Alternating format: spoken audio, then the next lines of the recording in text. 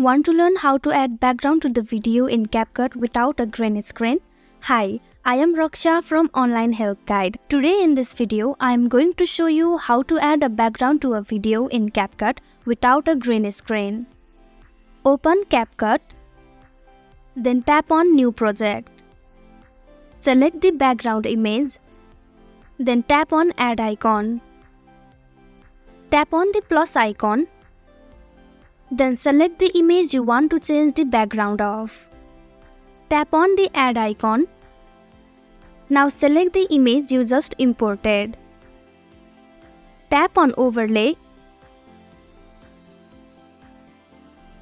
Scroll until you get Remove Busy to remove the background. Select Auto Removal. Then tap on the tick mark. Now adjust the image according to your preference.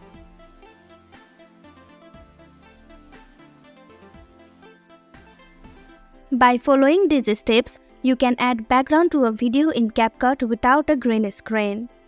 Thank you for watching Online Help Guide. Hope this video was helpful. If it was, hit the like button and comment down if you have any questions or feedback.